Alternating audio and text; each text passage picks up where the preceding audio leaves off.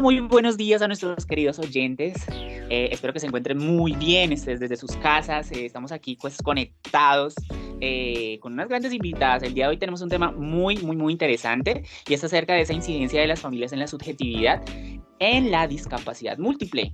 No sé si habían escuchado a nuestros oyentes y bueno, creo que sí tenemos varios oyentes referentes, familias con personas con discapacidad y pues esto le puede interesar verdaderamente. Para eso tenemos dos invitadas geniales el día de hoy con gran experiencia dentro del campo y pues nos van a estar acompañando para resolver todas esas dudas y nutrir nuestros conocimientos acerca de este tema tan importante. Demos la bienvenida a la profesora Kimberly Castillo y a la profesora Camila Moreno, por favor, fuerte aplauso. Buenos días para todos los oyentes, buenos días Cristian, buenos días Camila, muchísimas gracias por la invitación. Es un gusto estar aquí con ustedes. La profe Camila, yo quisiera escuchar y que nuestros oyentes también puedan conocer esa voz suya. Claro que sí, por supuesto. Buenos días a toda la audiencia. Buenos días, Cristian. Buenos días, Kimberly. Muchísimas gracias por el espacio. Realmente es un gusto estar aquí acompañándolos, aún más cuando hablamos de un tema tan interesante como lo es la discapacidad y específicamente la discapacidad múltiple. Exactamente, profes. Y es que en este caso yo sí quisiera agradecerles a ustedes por aceptar esta invitación, porque pues ustedes desde su experiencia como educadoras especiales, pues con gran trayectoria en estos temas, nuestros oyentes pues han estado realizando diferentes preguntas y diferentes inquietudes acerca del tema, acerca de lo que sería esa incidencia de las familias en la subjetividad de las personas con discapacidad múltiple. Yo sí quisiera empezar en este caso, pues porque estamos hablando de lo que es la discapacidad, pero entonces cuando hablamos de la discapacidad múltiple, yo sí quisiera pues desde esos imaginarios, bueno, nuestros oyentes y todos tenemos diferentes imaginarios referentes. Yo quisiera que ustedes nos aclararan, en este caso pues la profe Camila, qué es esto de la discapacidad múltiple, por favor. Claro que sí. Bueno, pues primero decir que a lo largo de la historia, pues la discapacidad ha transitado por diferentes modelos. Entonces, el primero de ellos es el modelo de prescindencia, el cual asume que la persona con discapacidad padece de esta por un castigo de los dioses, generalmente por una falta cometida por sus ancestros, y que debido a esto no es un ser útil a la sociedad, por lo tanto, pues su vida no tiene sentido alguno. El segundo es el modelo médico rehabilitador, el cual considera la discapacidad como una enfermedad y por ende asume que las personas con discapacidad deben someterse a ciertos procesos de rehabilitación con el fin de llegar a asimilarse a las demás personas sanas, por decirlo así, y capaces de la sociedad. Y ya el tercero es el modelo social, desde el cual nos postulamos, ya que este reconoce que la deficiencia es la pérdida o la limitación total o parcial de un miembro, órgano o mecanismo del cuerpo, y la discapacidad es la desventaja o restricción de actividad causada por la sociedad. Entonces, por supuesto, nos postulamos desde aquí, ya que reconocemos que quien pone las barreras es la sociedad y no la persona con discapacidad.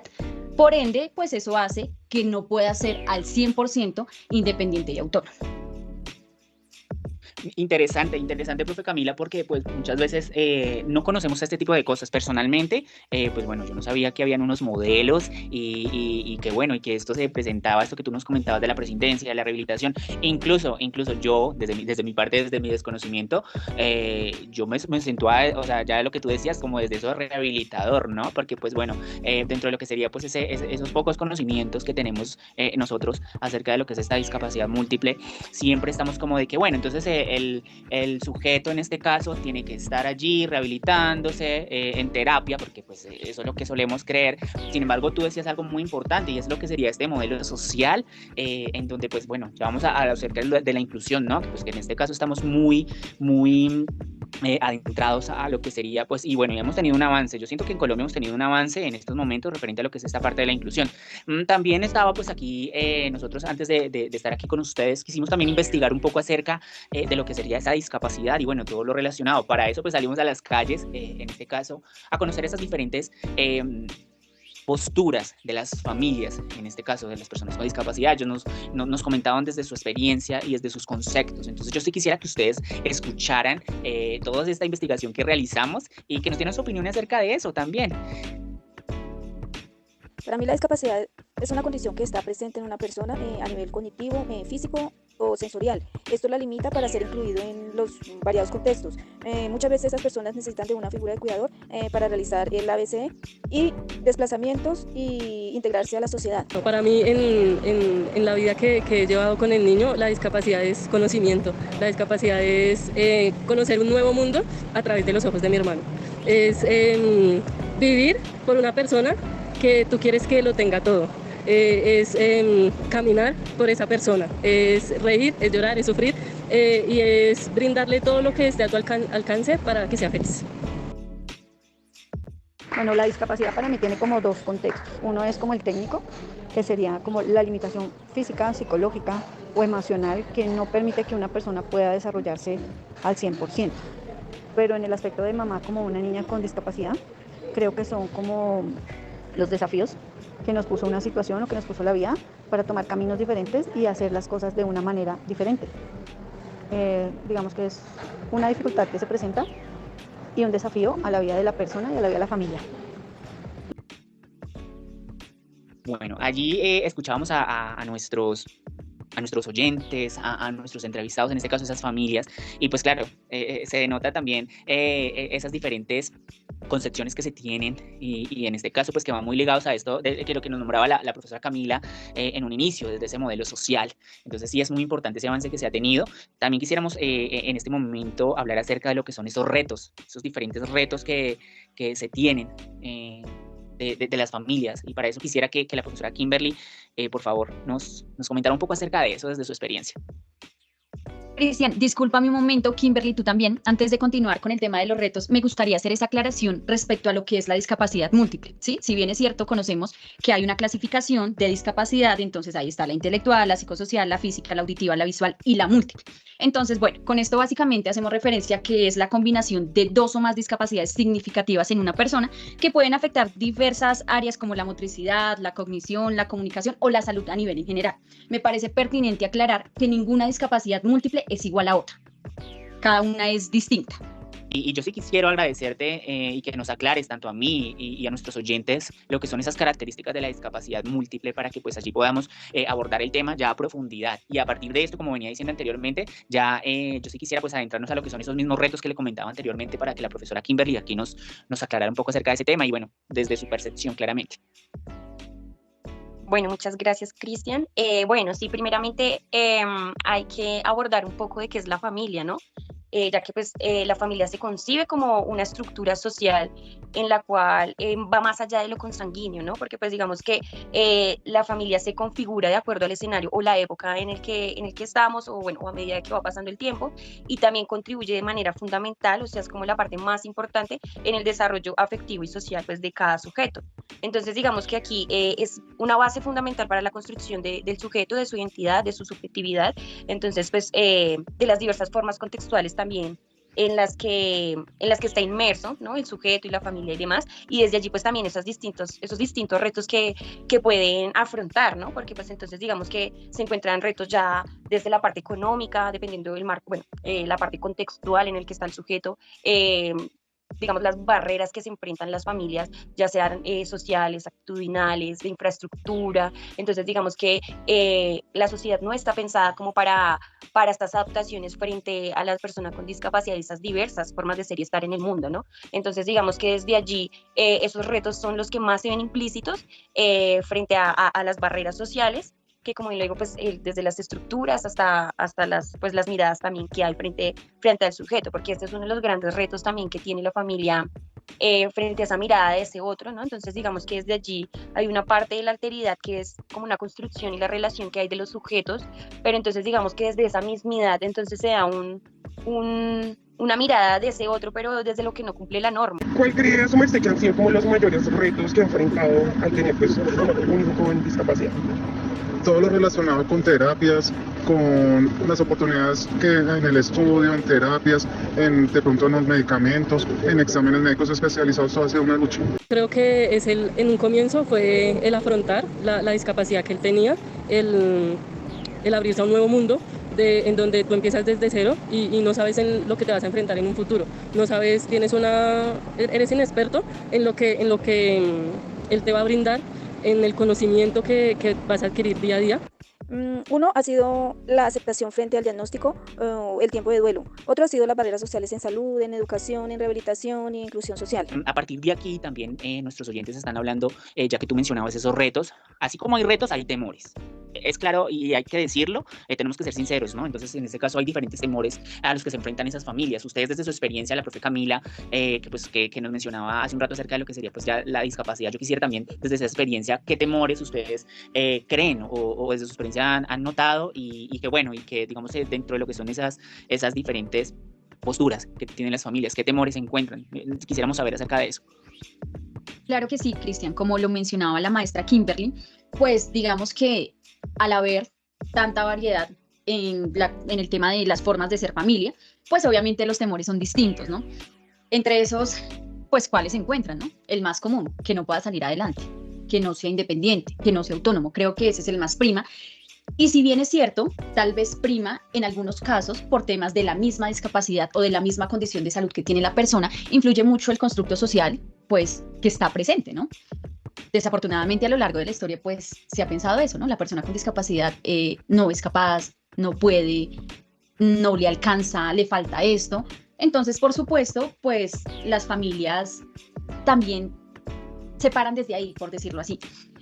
El tema de la educación es un tema sumamente complejo, porque lo que muchas familias mencionan es, mi hijo no puede estudiar, ¿sí? Y por ende ese es un temor para mí, porque yo no sé qué va a ser la vida de mi hijo. Además, porque volvemos al mismo tema, ¿no? Esos constructos sociales en donde si tú no estudias, no eres nadie en la vida. Entonces, por supuesto, pues esto está aquí presente. También el tema de dejarlo solo, ¿sí? Es ese miedo de mi hijo depende al 100% de mí, entonces, ¿qué va a pasar cuando yo me muera? ¿O qué va a pasar cuando el papá se muera? ¿O cuando la hermana le falte? ¿No? Pues es un temor grandísimo. Eso también, el tema es que hay un imaginario en cuanto a los sujetos con discapacidad, y es que las familias dicen que son inocentes, ¿sí? Que en la gran mayoría pues son inocentes y por ende pues les pueden hacer daño. Entonces, esto nuevamente volvemos al mismo tema. Esto se ve por los mismos constructos sociales, ¿no? Entonces son angelitos, pobrecitos, cualquier persona pues los puede maltratar, pero es por esos mismos constructos sociales, ¿sí? O sea, quiero que quede claro algo, y es que no estamos hablando específicamente de las personas con discapacidad. Estamos hablando de lo que se ha construido socialmente a lo largo de la historia. Por eso se generan esos mismos temores. No, sí, mira, profe Camila, que es interesante esto que tú mencionabas, y es que, bueno, mientras tú hablabas allí, lo pensaba y leía a nuestros oyentes, y es que todo está en torno a lo que sería eso histórico-social, ¿no? En donde la sociedad pues impone claramente a través de la historia, y se crean constructos, y se crea, bueno, una cantidad de cosas que si las digo aquí, pues no terminamos nuestro podcast el día de hoy, pero entonces es muy interesante, y quiero rescatar 3 puntos claves en este caso que tú mencionabas, y es primero la parte de la educación, que incluso yo siento que la educación, desde mis palabras, está como un poco como en la cima, ¿no? Entonces, en donde tú como sujeto tengas o no tengas discapacidad, tienes que estudiar, y si no estudias, pues entonces no eres nadie, que era tú precisamente lo que mencionabas. Entonces, yo siento que es muy interesante y es muy complejo a la vez, desde ese pensamiento, y me pongo pues, digamos, en este caso, en ese punto de las familias, en donde pues bueno, se tiene que tener una educación, pero bueno, y si la educación no está lista, o sea, porque yo siento que la escuela no está lista en este momento, a pesar de que hemos tenido un avance, no está lista. Otra de las cosas que también quisiera resaltar es esta parte de esos temores referentes a lo que es como dejar al sujeto pues que haga cosas nuevas, que se extienda, que explore, porque pues yo siento que las familias, y he tenido la oportunidad de conversar con algunas familias, y es que está ese temor referente a dejarlos, a enfrentarlos a la sociedad. Entonces es algo complejo referente. Y por último, esto de ese imaginario que tú mencionabas referente a esa percepción que se tiene de las personas con discapacidad múltiple, bueno, en este caso en general de la discapacidad, y es que son seres inocentes, seres asexuados, que ese es otro tema también bastante largo que esperemos, también podemos invitarlas a ustedes más adelante para que hablemos de lo que sería pues esta parte de la sexualidad en las personas con discapacidad, porque pues nuestros oyentes también están como interesados dentro de estos temas. ¿Qué temores le genera la discapacidad? A mí me ha generado sentimientos de impotencia al no poder abarcar todas las necesidades de mi hijo. También temor al cansancio, al agotamiento, a una enfermedad terminal que me incapacite y ya no pueda desarrollar todo lo que debe tener una cuidadora, y a largo plazo pues a mi muerte y no saber la suerte de mi hijo después. El miedo más grande que tengo es dejarlo solo, es que él no tenga a nadie y que nadie lo cuide como nosotros lo hacemos. No pueda salir adelante como persona, por lo menos en el estudio, hay muchas limitantes. También a partir de eso que tú mencionabas, de lo que son esos temores, nosotros hemos tenido la oportunidad, con esas mismas entrevistas que se realizaron para esto, hablar acerca de lo que son esas habilidades que se encuentran en las familias, en los sujetos, porque pues bueno, no todo es, digamos, en este caso de qué temores, de qué retos, porque pues también hay que reconocer lo referente a que las familias desde su constructo van a tener y van a identificar, bueno, qué habilidades tiene mi hijo, qué habilidades tiene mi hermano, qué habilidades tiene. Entonces, nosotros pues quisiéramos que ustedes escucharan también esas diferentes conversaciones que tuvimos en este caso, y pues dialogar un poco acerca de eso. No sé qué les parece. Claro que sí, por supuesto, Cristian. Mi hijo, he visto varias habilidades, él se le facilita el uso de la tecnología, le gusta cantar, nadar, montar a caballo, hacer ejercicios y las danzas. La inteligencia, la astucia, él es totalmente dependiente, él no puede caminar solo, moverse solo, comer, pero él tiene una tablet y ese es su espacio, su mundo. Entonces, habilidades, él es muy visual, entonces él entra a su tablet y él está en su mundo. Esa es la habilidad de él, de reconocer cosas sin saber hablar, sin saber escribir. Él es muy, como te digo, él es muy visual, entonces él solo maneja su tablet, él tiene una retentiva muy grande, realmente muy grande, o sea, lo que él sabe es lo que le hemos enseñado de diferentes formas.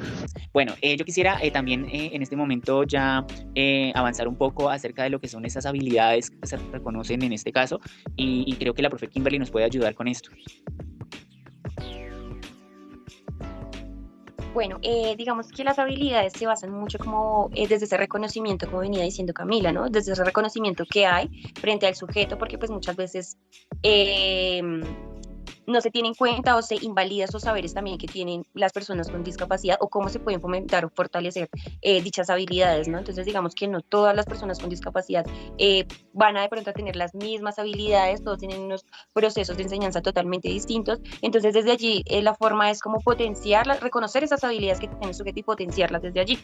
Pero digamos que también es importante el tema del reconocimiento también es de cómo está inmerso el sujeto en la identidad, ¿no? Porque entonces, si bien se hay un reconocimiento desde las habilidades, pues también se relaciona con el tema de la identidad y como venía diciendo, pues la familia es uno de los factores, o bueno, las instituciones más importantes frente al desarrollo emocional, en el tema de la construcción social, pues también del sujeto y demás. Entonces, digamos que allí, desde esa identidad y de cómo, desde esa subjetividad de la persona con discapacidad, cómo se reconoce a sí mismo también, permite que tenga otras habilidades sociales en el cual pueda pues relacionarse también con el mundo, ¿no? Entonces digamos que desde allí ese reconocimiento social, familiar y cultural pues son ejes fundamentales para la construcción de la identidad del sujeto, tanto para asimismo el desarrollo de estas habilidades y el reconocimiento de estas. Entonces es supremamente importante también que haya un reconocimiento individual y social pues de la identidad del sujeto, porque muy bien tú lo mencionabas, Cristian, que hay como una asexualización también del sujeto con discapacidad, ¿no?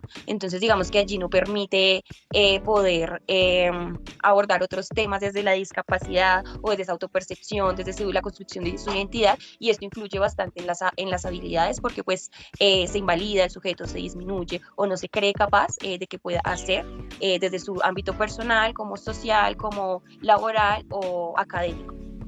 Exactamente, muchas gracias Kimberly por pues, tu intervención, me parecía muy interesante. Y bueno, ya que tú mencionabas esto de las familias y de lo que puede y no puede hacer la persona con discapacidad, en este caso de sujetos, yo quisiera pues desde esa misma experiencia que ustedes nos hablaran acerca como de esos, o sea, esos planes que suelen tener las familias, ¿no? Porque pues muchas veces se cree que bueno, pues que una familia en este caso con un integrante con discapacidad, siempre están allá encerrados, están allí como en una nube, ¿no? Pero yo sin embargo, yo sí quisiera que ustedes nos contaran un poco acerca de esa experiencia.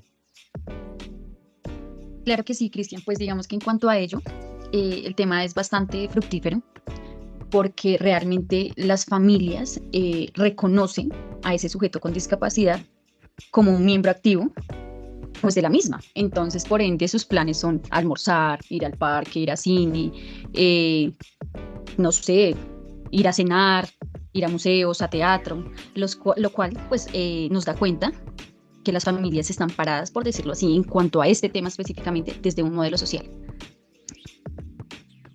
Exactamente, y bueno, es interesante lo que tú dices, y es que bueno, son planes del común, los que hacemos todos, y entonces me parecía muy, muy interesante, y a partir de allí yo sí quisiera también, porque pues estaba leyendo aquí los comentarios de nuestros oyentes, y quisiera que la profesora Kimberly en este caso nos comentara desde esa misma experiencia que hemos venido aquí recalcando, como esa visualización que tienen las familias con sus seres, en este caso sus seres queridos, esos integrantes de la familia con discapacidad, acerca de esa visualización a un futuro, porque pues es interesante, ¿no? Porque bueno, siento que en cierto punto estaba lo que decía la profesora Camila, de que hay un miedo a que bueno, ¿qué va a pasar cuando yo no esté? ¿Qué va a pasar con mi familiar? Entonces yo sí quisiera que abordáramos un poco acerca de eso. Profe Kimberly, cuéntanos.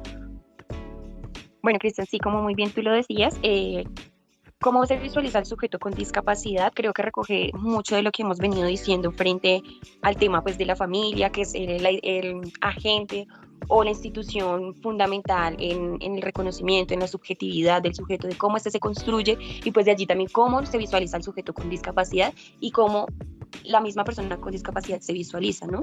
Entonces, digamos lo que tú venías diciendo, ¿no? Entonces, como esos temores que ha enfrentado de, bueno, si yo ya no estoy, ¿qué va a hacer de mi hijo para de pronto vivir en un sistema en el cual, pues, se vive pues, desde el trabajo, de que si tú no trabajas, no comes? Entonces, digamos que desde allí, desde ese sistema económico en el que estamos inmersos, pues, es necesario. Entonces, digamos que esos son uno de los mayores también retos que enfrentan y lo abordo es porque desde allí es cómo se visualiza el sujeto, ¿no? Entonces, muchas veces está el imaginario del que no se puede, de que la persona no va a poder, pero entonces digamos que muchas familias, como se están parando desde el modelo social o se están basando desde el modelo social, entonces digamos que desde allí ellos ya piensan, bueno, él tiene estas habilidades, le hemos potenciado de estas formas o estos distintos procesos que hemos llevado, lo visualizo de esta manera, siendo independiente, estudiando, trabajando. Entonces creo que es un constructo social, o bueno, es un constructo que se realiza a partir de las experiencias, a partir de los temores, a partir de los retos que ellos mismos van visualizando a la persona con discapacidad y asimismo ese reflejo, bueno,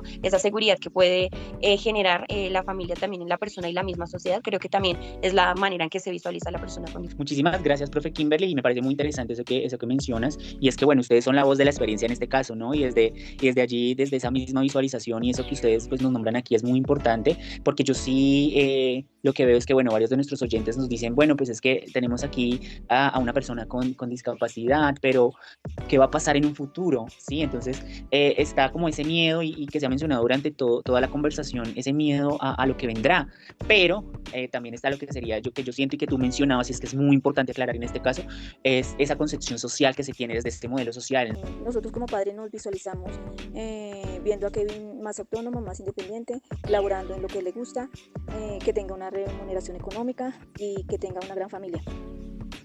Ella quiere vivir independiente, creo que con más esfuerzo lo puede lograr, quiere vivir sola, quiere viajar, quiere que su empresa de María Pavilo crezca y poder contratar personas con discapacidad que necesiten trabajo y darle oportunidad a otras personas. Más grande, más sonriente, dándonos mucho más amor, porque realmente él es el que nos une como familia.